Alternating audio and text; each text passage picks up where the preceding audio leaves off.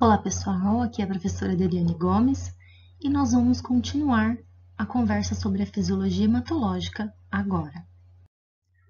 Bom pessoal, então na aula passada nós conversamos sobre a composição do sangue e sobre o processo de formação das hemácias. Então agora nós vamos abordar a composição e o processo de formação da hemoglobina. Então, a hemoglobina ela é composta aí por 4 cadeias polipeptídicas, 2 cadeias do tipo alfa e 2 cadeias do tipo beta. Ao centro dessas cadeias polipeptídicas, a gente tem uma estrutura chamada de grupo M, né, um grupo porfirínico, que são aí as estruturas que se associam ao oxigênio que a gente tanto precisa, né, que são transportados aí, os oxigênios são transportados por essas moléculas de hemoglobina. Aqui à direita a gente observa, então, esse grupo porfirínico, que a gente chama de grupo M, o ferro localizado ao centro dele, e como nós vimos anteriormente, né, existe aí uma demanda em relação à absorção de ferro pelo nosso organismo, principalmente por causa dessa estrutura aqui que compõe a hemoglobina. Então, vejam bem, recordando, o ferro ele é transportado, né, ligado à transferrina, e esse processo todo ele vai acontecer na medula óssea. Então, quando o complexo ferro-transferrina chegar na medula óssea, né, próximo aí dos eritroblastos, esse complexo ele é endocitado, o ferro então fica retido na célula, né, para a produção da hemoglobina, e a transferrina ela é exocitada da célula e ela acaba voltando para o plasma. Então, pessoal, todo esse processo ele acontece dentro do eritroblasto lá na medula óssea, tá? Então, nesse momento, na medula óssea, acontece aí a formação da hemoglobina, e a hemoglobina é o pigmento vermelho que está localizado dentro das nossas hemácias. Tá? É por isso que o nosso sangue tem a coloração avermelhada, né? Porque ele é rico, né? Tem uma grande quantidade de hemácias, e as nossas hemácias são muito ricas em hemoglobina. Bom, pessoal, a síntese de hemoglobina ela ocorre concomitantemente com a síntese da hemácia. É um processo simultâneo. Então, ela se inicia na etapa de eritroblasto basófilo, aquele que ainda tem o citoplasma ainda azulado. Por que ele ainda está mais azulado? Porque ele ainda não tem quantidade significativa de hemoglobina. E aí, a síntese da hemoglobina só vai ser concluída lá já na etapa de reticulócitos. Na verdade, nessa etapa, a gente vai ter 35% da produção total de hemoglobina. A gente tem um boom na produção de hemoglobina nesse momento. Bom, claro que isso vai depender de algumas coisas, né? Isso que a síntese da hemoglobina, ela vai depender aí do suprimento de ferro, porque vocês viram que o ferro aí é o elemento central das moléculas de grupo M, que são chamadas de porfirinas, né? Então, eu preciso também de uma adequada síntese de protoporfirinas, que são moléculas que vão dar origem, né, às porfirinas, e, claro, preciso de uma adequada síntese proteica, porque a fração globina, né, vocês viram que a gente tem 4 globinas, a fração globina, ela é sintetizada como uma proteína qualquer, como qualquer outra proteína. E aí, essa função é realizada pelos ribossomos, certo? Bom, só a título de curiosidade, por dia a gente produz e degrada 8 gramas de hemoglobina. É muita hemoglobina, pessoal, tá? Pode não parecer, alguns podem não ter noção, mas é bastante hemoglobina. Nossa, mas eu degrado hemoglobina também? Sim, a gente degrada e, claro, embora a gente faça a degradação, a gente faz uma degradação no sentido de reciclagem, né? A gente tenta ir reciclar esse ferro, não é simplesmente degradado e descartado, ela é degradada e reciclada. Bom, então aqui a gente tem uma hemácia, né? E dentro da hemácia a gente tem uma molécula completa de hemoglobina com suas 4 subunidades. Bom, vejam bem, o grupo M, que é o grupo que contém a molécula de ferro, ele é produzido na mitocôndria, tá? Então, na mitocôndria da própria hemácia, do eritroblasto, na verdade, né? Bom, e ele é produzido através aí da ligação de uma molécula de ferro com a protoporfirina. As globinas, como eu mencionei para vocês, elas são produzidas pelos ribossomos. E aí, esses ribossomos que a gente tem no citoplasma do eritroblasto. E eu preciso, então, da união do grupo M com a globina para formar uma subunidade. E, posteriormente, da união de 4 subunidades para formar uma hemoglobina completa. Então, observem que é uma molécula que tem uma certa complexidade, que exige aí um maquinário especializado bastante intenso da célula, né? A utilização desse maquinário celular é bastante intenso para produzir uma molécula de hemoglobina. Observem que aqui nós temos um esqueminha muito simples, mas que descreve bem resumidamente, né, o processo aí de síntese da hemoglobina. Então, como que o ferro chega até o eritroblasto? Ele chega associado a uma molécula de transferrina. A transferrina, então, penetra na célula, o ferro, né, é utilizado e aí a transferrina é liberada. Bom, esse ferro que é absorvido, então, pela célula, ele se liga à protoporfirina e o grupo M fica pronto. Nesse mesmo momento, eu tenho aí ribossomos, complexos ribossômicos, sintetizando a globina. Uma vez que a molécula de globina, a subunidade, né, a globina ficou pronta, foi sintetizada, ela é adicionada ao grupo M e a gente tem uma subunidade formada aqui. 4 subunidades vão dar origem à hemoglobina. Aqui nós temos novamente o esquema com um pouco mais de detalhes. Então, observem o que chega da nossa alimentação. Da nossa alimentação, né, os nutrientes que foram absorvidos, eu terei aqui o ferro chegando associado à transferrina e eu tenho aminoácidos que foram absorvidos da alimentação também. Esses aminoácidos vão ser, então, utilizados pelos ribossomos para confeccionar aí as cadeias alfa e beta das globinas, né? Então, a gente tem aí 2 cadeias alfas e 2 cadeias beta. Bom, reserva essa globina. A transferrina que chegou com o ferro, então, vai liberar o ferro, né? Essa transferrina vai ser devolvida aí para absorver uma outra molécula de ferro. Se eventualmente a gente não estiver precisando de ferro, esse ferro é armazenado pela ferritina, ou se eu estiver precisando de ferro e a transferrina não trouxe nada para mim, eu vou utilizar então o ferro que está armazenado na ferritina. Bom, pessoal, deixa o ferro em stand-by então. Lembrem que a gente precisa de uma série de nutrientes, né, uma série de substâncias para a síntese das hemácias. Uma delas é, por exemplo, a B6, a vitamina B6.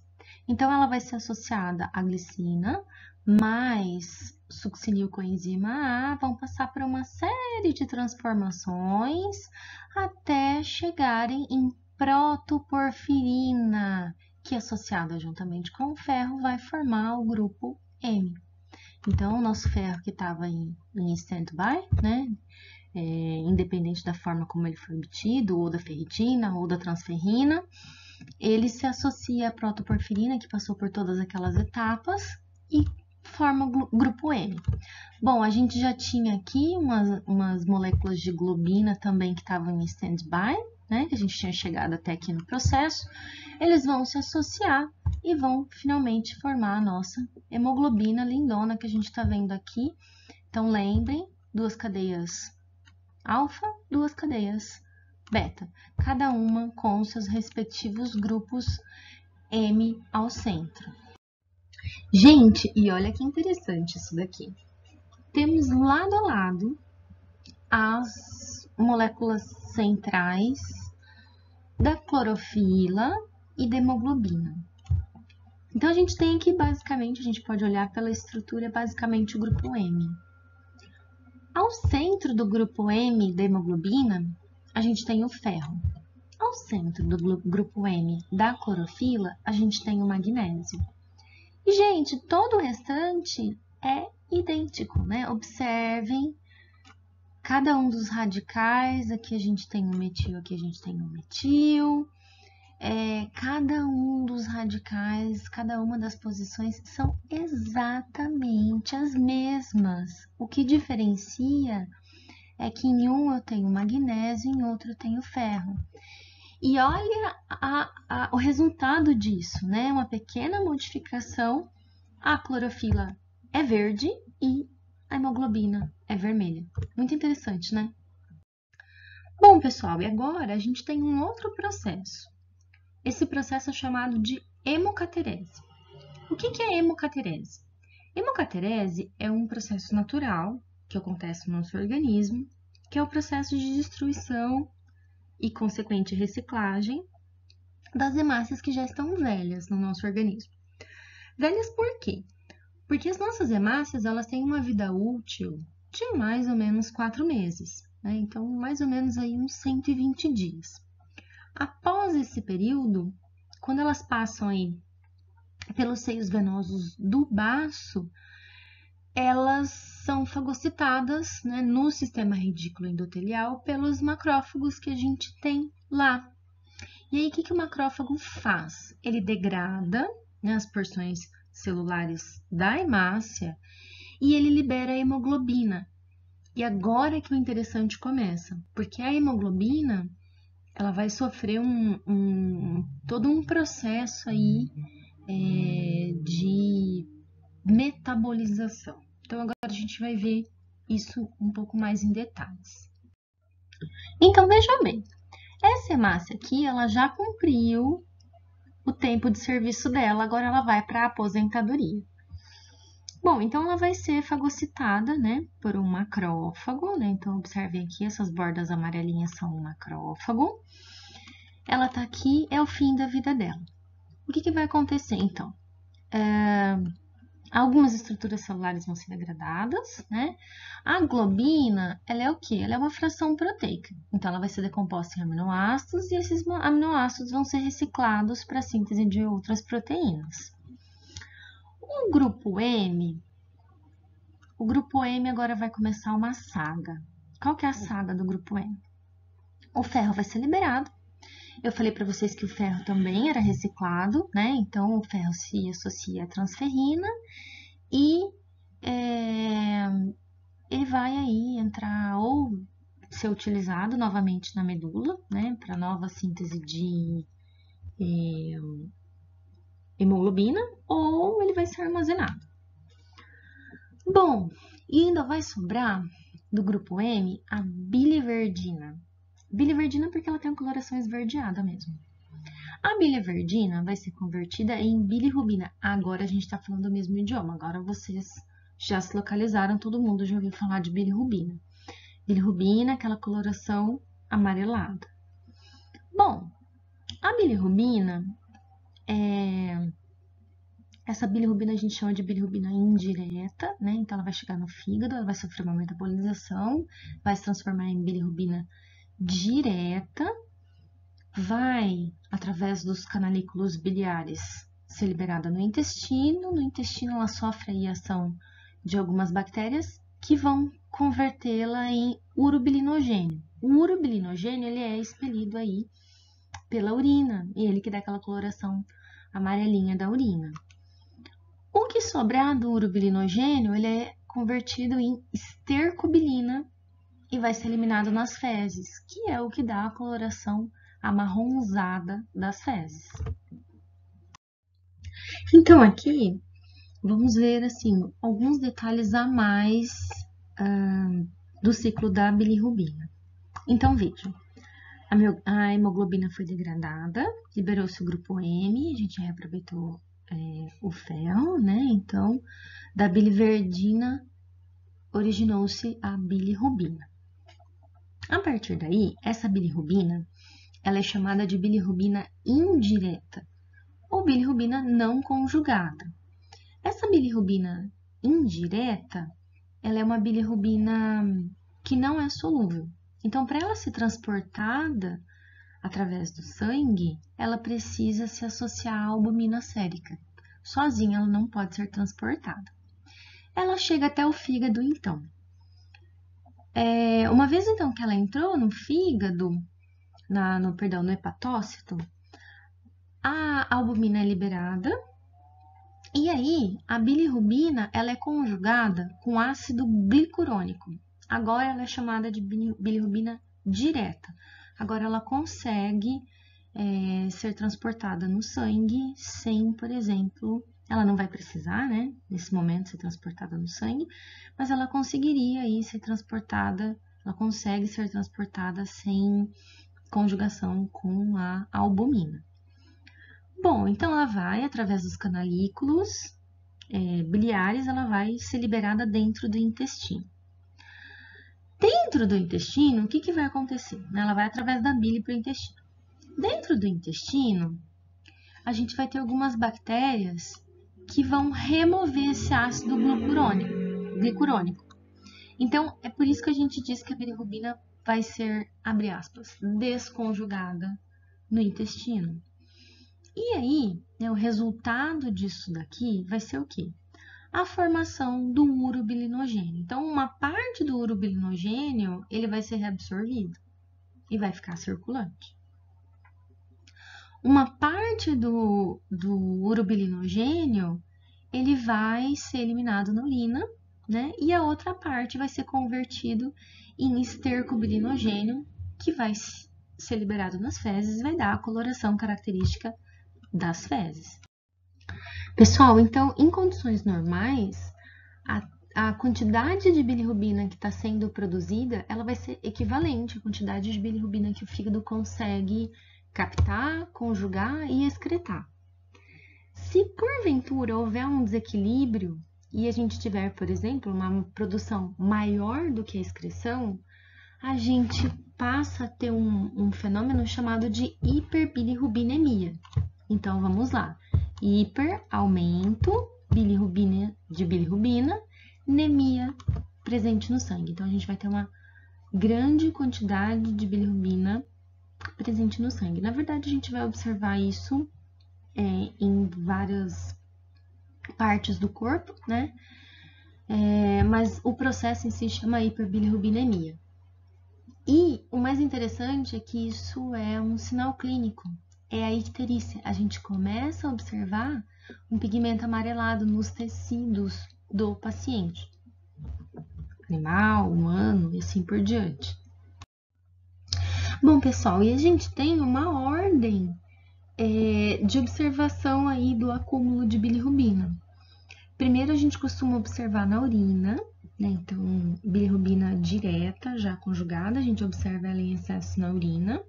Em seguida, a gente começa a observar um aumento da bilirrubina no sangue. E, por fim, a bilirrubina começa a se acumular nos tecidos. Então, atribui aí confere essa coloração amarelada em mucosas, na pele, né? Em regiões aí que tem menos pelo e a gente consegue observar. Bom, mas existem várias formas de icterícia, né? Existem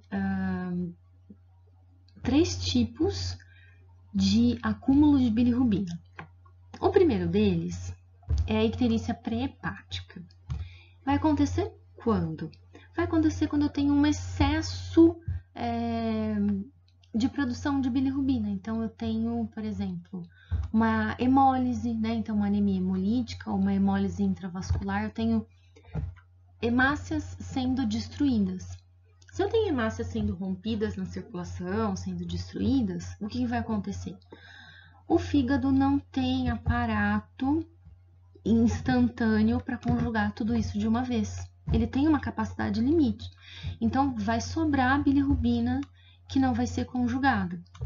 Nesse caso, a gente pode dizer que essa icterícia pré-hepática, ela é por bilirrubina não conjugada, bilirrubina indireta. A gente tem uma segunda forma, que é a bilirrubina hepática. Então, assim, a produção não está alterada. Eu não tenho hemólise, estou produzindo bilirrubina na quantidade de sempre. O problema é que tem alguma alteração no fígado. Então, uma hepatite, uma deficiência de glicuroniltransferase, né, que é utilizada para a conjugação da bilirrubina, um tumor hepático, uma alteração qualquer, né, uma alteração que impeça aí a função do fígado. Eu digo que é uma icterícia hepática. Então, nesse caso, se o fígado também não está conseguindo conjugar, também estou falando de um acúmulo de bilirrubina indireta, bilirrubina não conjugada. E por fim, a gente tem uma terceira forma de icterícia. Então, imaginem que a produção de bilirrubina está normal, a gente não tem hemólise, não tem nada. O fígado está belezinha, está trabalhando super bem e está conjugando toda a bilirrubina que chega nele. Só que esse coitado está obstruído. Eu tenho obstrução de ductos biliares, eu tenho cálculo, ou mesmo um tumor que não esteja atrapalhando a função de conjugação do fígado, mas atrapalha aí a excreção da bile que está sendo formada. Então, a bilirrubina que acaba sendo excretada junto com a bile, ela vai se acumular. E nesse caso eu digo que é uma icterícia pós-hepática, só que aqui o fígado já conjugou. Então, é um acúmulo de bilirrubina direta, bilirrubina conjugada. Bom, pessoal, por hoje é isso. Quaisquer dúvidas, fiquem à vontade para me procurar. Agora vocês vão tomar um cafezinho, pensar um pouquinho no assunto e até a próxima!